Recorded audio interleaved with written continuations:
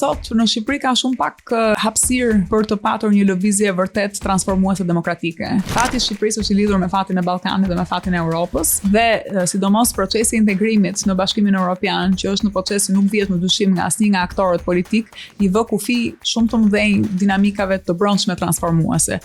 Kjo është një aspekt, pra fakti që ne nuk ose kemi shumë mundësi zgjedhje, këtu jemi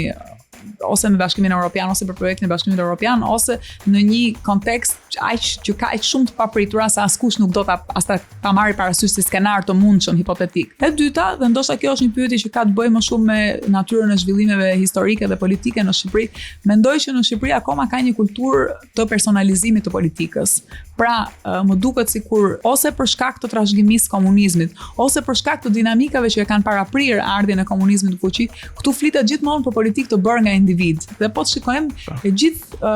edhe pas rënies së diktaturës, edhe pas vdekjes së Enver Hoxhës, e gjithë politika shqiptare bashkëkohore është politikë që lexohet në kontekstin e ndërveprimeve midis 3, 4, 5 individëve të caktuar me emra dhe vazhdimisht edhe akuzat, edhe kritikat, edhe debati publik merr gjithmonë formën që e lidh ndërhyrjen në politikë me gjykimin ndaj këtyre aktorëve si individ. Dhe në këtë kontekst, politika demokratike kur bëhet personale, kur bëhet individuale, kur lidhet gjithmonë me liderin ose me liderin e qeverisë, opozitës, një fuqie të tretë politike, dhe kur nuk flitet për aktorët dhe për projektet, nuk mund të jetë politikë demokratike. Do të thënë pak fjalë jemi të pashpresë? Jo,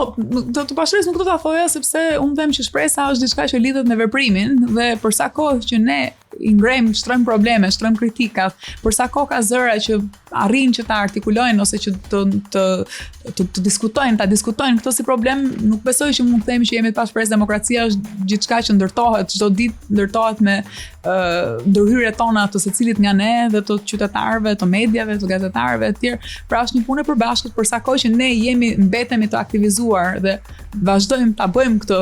ta marrim këtë përgjegjësi, nuk mund të themi që nuk ka shpresë.